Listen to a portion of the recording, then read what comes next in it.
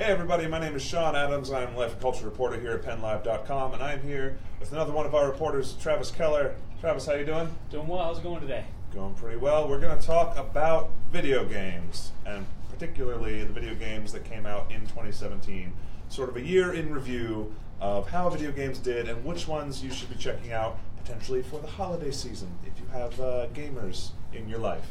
Yeah, we were talking about this a little earlier. 2017 was such a good year in terms of releases. There were a lot of good releases for all platforms, and the releases for just about everybody this year. Yeah, and we have two very different lists of games that are like, you should check these out if you are a gamer. These are the top games of the year. But before we get to those, let's talk about some of the missteps that might have happened this year, because it was a great. We agreed it was a great year for gaming. Yeah, I think the biggest misstep we need to talk about, and I think it's one that a lot of gamers and maybe even some parents have heard about, Battlefront 2, it's the new Star Wars game this year. Now, the reason this is so controversial is the developers have actually made it so players can buy these loot boxes, and they actually give you an edge if you spend the money on them. And so we are spending actual, real-life money for not real-life things that cosmetic changes mostly that you can get in the video game. And some of them do offer an edge, and I was reading some comments earlier that to get the same gear the old-fashioned way by playing the game, some players, like to unlock Darth Vader as a single-player character, for instance, a player estimated it would take 40 hours to get it without spending the money on it.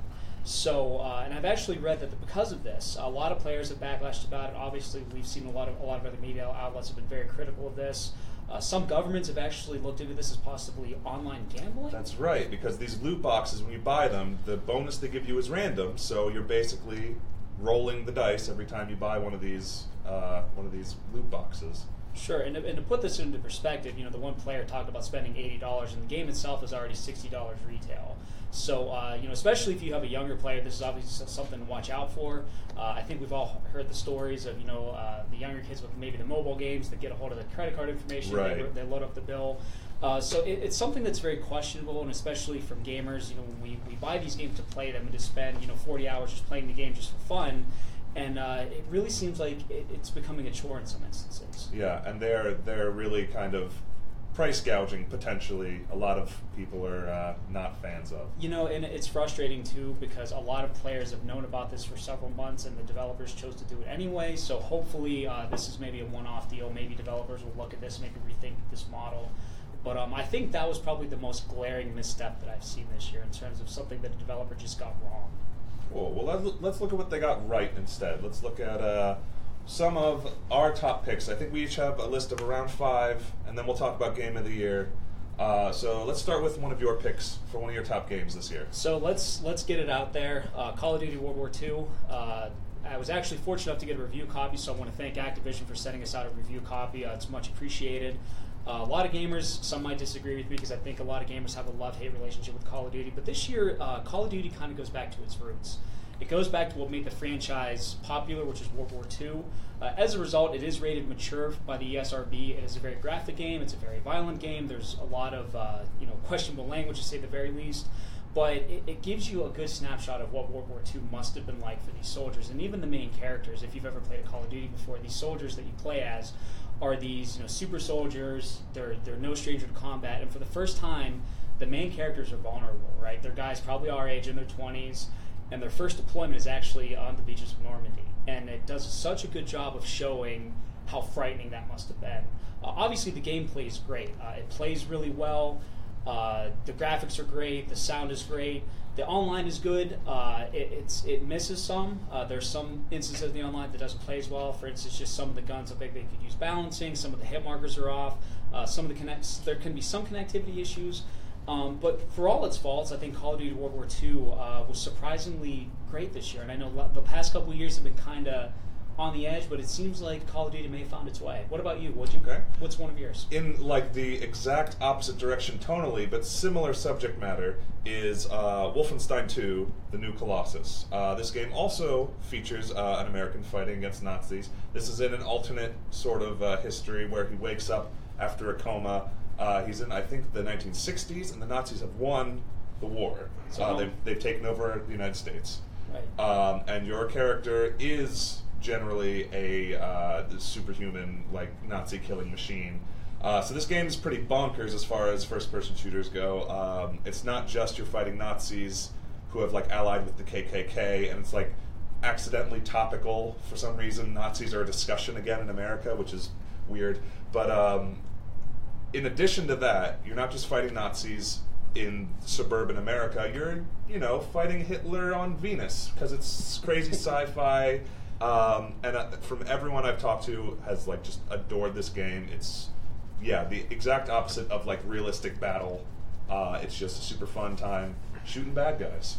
Yeah, I mean, you can't go wrong with shooting bad guys in games. And, so we've got the first-person theme going here, it sounds like. So obviously, we talk about Call of Duty, we talk about Wolfenstein, we've got to talk about Destiny 2. It was another really big release this year. I would say it's right up there with Call of Duty in terms of one of the bigger releases this year. Not a lot has changed since Destiny 1. It's still the same core gameplay. There are some additions. There's really nothing too noteworthy. So if you've played Destiny 1, Destiny 2 is going to feel very familiar. I would say it's not as much of a time sink, but you should definitely be prepared to spend a lot of time with this game. It's a great game for co-op play. I know living originally from Western Pennsylvania, it's a good way just to meet up with the guys, and we'll go fly around the universe and shooting aliens for a couple hours, and it's a good way to spend some time. And the one disappointing thing about it is they actually released the first batch of downloadable content, which was Trials of Osiris this week, and it's surprisingly short. I think I read somewhere that it was supposed to take 6 hours to complete. All told, I had it finished in probably 2 hours, and I probably could have had it finished a lot sooner if I was really, trying to get done within a certain amount of time. Okay. But despite its faults, it's a good, solid first-person shooter experience. It's not as graphic as maybe Wolfenstein or Call of Duty. It's something that's rated teen. So if you've got a team player, they're looking for something new to play, Destiny 2 is a great option. There's a lot of good first-person shooters this year, and they're all different. I think the problem with first-person shooters is that they can all kind of feel the same, especially those franchises like Call of Duty. Sure, and I think a lot of them suffer an identity crisis. But the great thing is, especially this past year, there have been so many of them, and they've all been different, and they've all had a different feel to them. Nice. And so this is another, my next choice, another first-person game. I guess technically a first-person shooter. It's Resident Evil Biohazard, the 7th Resident Evil game. There is some shooting involved, but mostly it's a step back to kind of the original format of Resident Evil, where it's scary.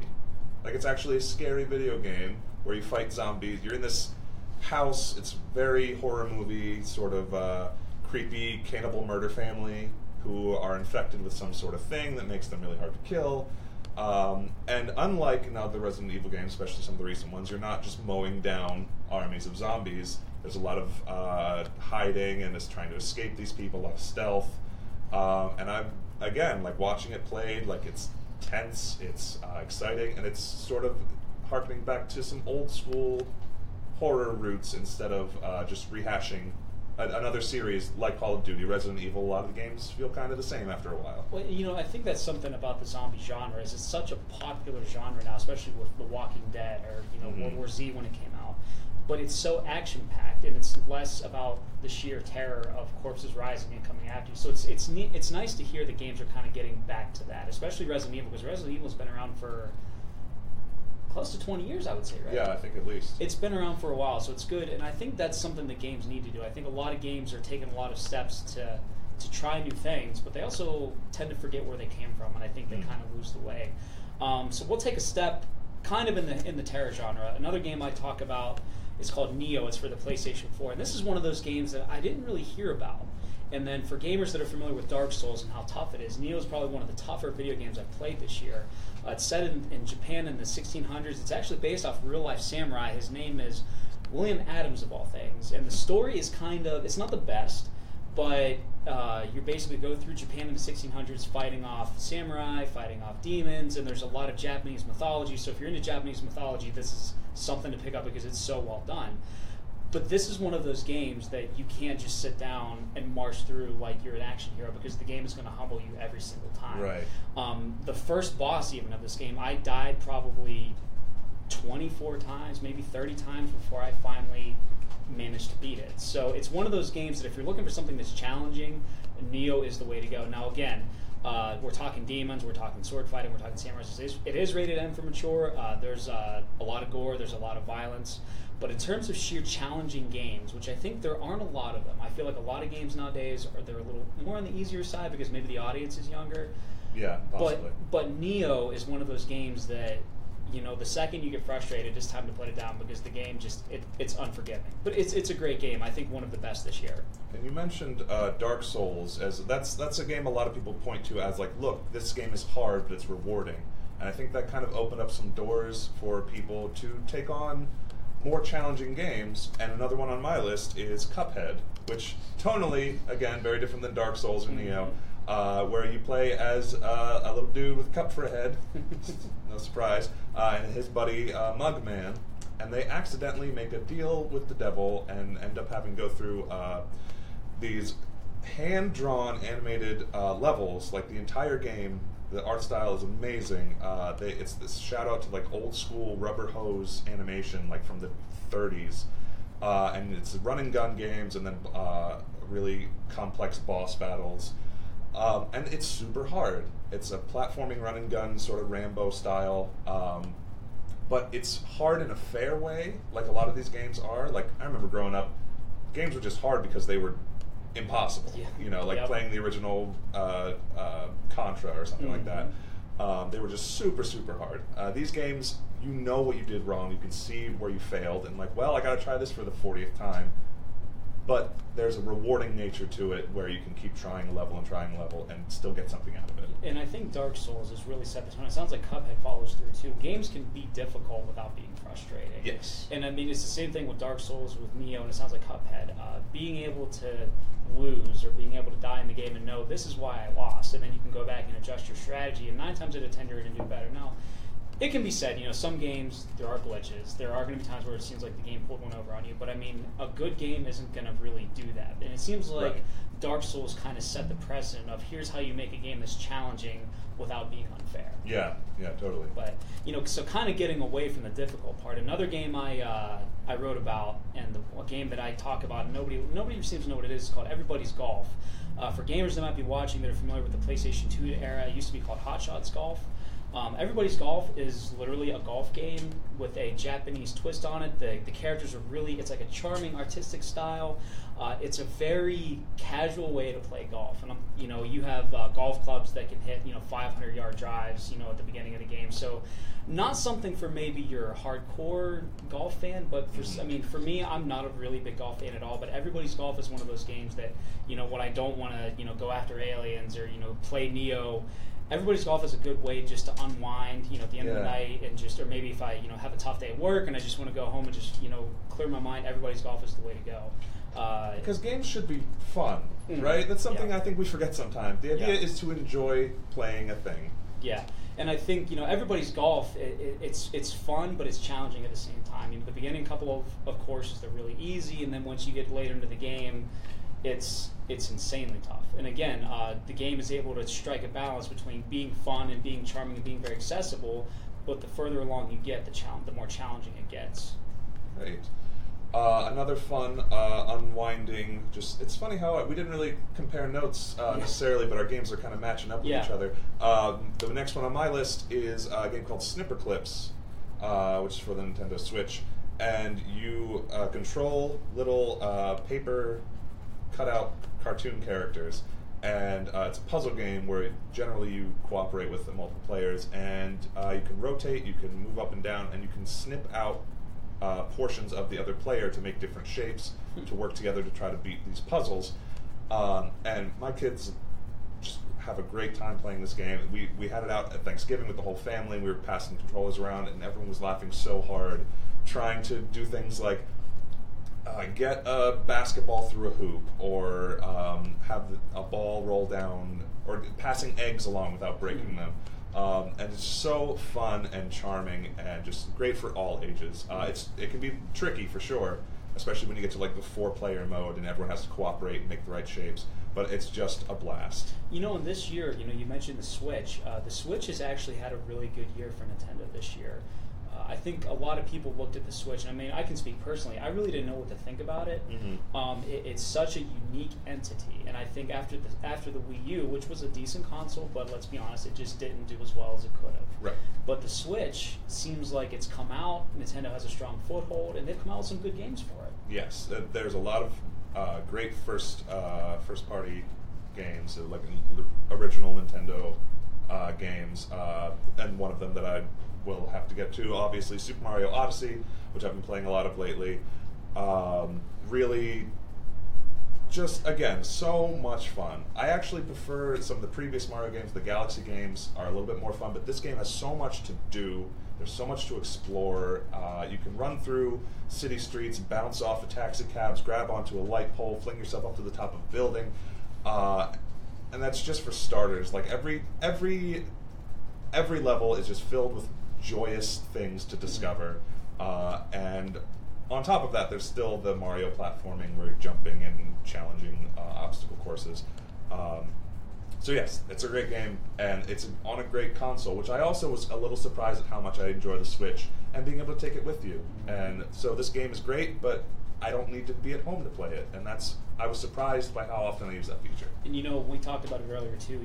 The one portion I saw was Mario walking through New York City, and that's such a contrast. Mario, New Donk City. Actually. New Donk City. So, there I was thinking this game's not going to be any good, and it's been so well critically received. So if you have somebody that has a Nintendo Switch, you cannot go wrong with Super Mario Odyssey, because I don't think Nintendo can make a bad Mario game even if they tried. I mean, maybe if they really, really wanted to make a bad Mario game, they could, but they've always seemed to defy the odds with Mario, because Mario has been around, for longer than I've been alive. I mean, I think we're talking 30 plus years at this point, and they've done so many different things with the franchise and so many different elements with the game that it always seems to do well no matter what they do. Yeah.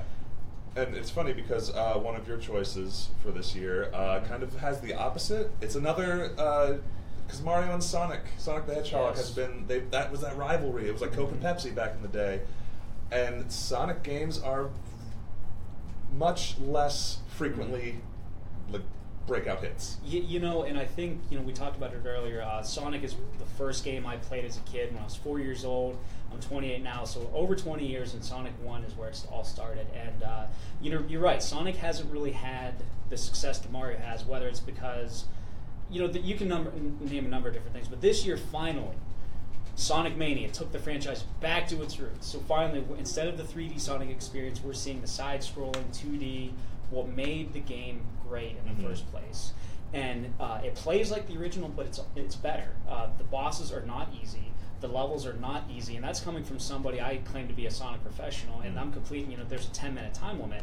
I was finishing some of these levels with 30 seconds left, and after dying, 9 times. So it's a refreshing breath of fresh air. And, I've got a friend who's a big Mario fan, and I told him, well, the Blue Hedgehog's back to give him a run for his money.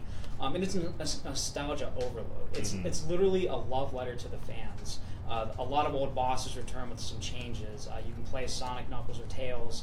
And the developers have said the future of making additional games like this really depends on how well it does. And Sonic Mania did extremely well. It was developed largely by fans, correct? Yes, the developers were primarily fans, and it was really a love letter to the fans by the fans. And interestingly enough, they came out with Sonic Forces, which again is the traditional 3D take on the franchise, and it didn't do well. Right. So I'm hopeful the developers, if you're watching or if you're listening to the players, Sonic Mania was the way to go, and especially if you have a gamer. And again, this is rated E for everyone. It's one of those games that you can pick up and play, and it's easy to learn. It's really fun to play. There's a lot of replayability to it. They haven't really announced anything in terms of DLC, and they've not said anything about a sequel. But I would have to think, with how well it's done, with how warmly it was critically received, I would imagine this isn't the end. This isn't the end for Sonic Mania. So let's get to we both have the same pick for Game of the Year, and conspicuous by its absence, I'm sure, for anyone who's been following video game news, and that is Legend of Zelda: Breath of the Wild. Was released on both the Wii U and the Nintendo Switch. And we're both pretty huge Zelda fans. So this game, I felt, it got incredible amounts of hype and potentially lives up to all of it. Yeah, I mean, it's one of those games, you see I've always been a sucker for the high-res graphics. So I saw the art style, and I was a little put off, because I'm like, I really don't know what to expect. It's going to be like Wind Waker, which Wind Waker wasn't a bad game, but I was just kind of underwhelmed. But I remember playing the first 20 minutes of this game and literally having nothing, and being so overwhelmed with the size, the scope, everything you can do. And it's one of those feelings, I don't think that, a lot of great games we talked about, but I think Breath of the Wild left me speechless because there was so much to do. And even learning the hard way that you can be struck by lightning. And just the little nuances like that. This is the first game that we had where Zelda is truly an open world experience. It's like Zelda meets Skyrim. Right. And it works so well. I don't think anybody can make any realistic criticisms about this game. It is that good. There are it's open world games are something that's super popular. Look how big this map is. See that mountain? You can go to it. And a lot of games can do that now. This game actually made you want to go to that mountain because you knew you would find something exciting there. And if it's just a little reward, like a little bonus item you can collect or a little puzzle to figure out, everywhere you go in this game gives you something interesting and fun to do. And it feels, very much like the original Zelda game is, there's a huge map, where do I go? And the answer is anywhere you want. Yeah. And whatever you find there will be a challenge to defeat, or a puzzle, a big boss, something like that. So we cannot recommend this game enough. And that is our top game for 2017. So if you guys have any more questions about what great video games are out there, let us know in the comments, and we'll be posting our list of these games that you should definitely check out for the Christmas season. Travis, thanks so much for joining us, and thank you guys for letting us talk about video games for a while.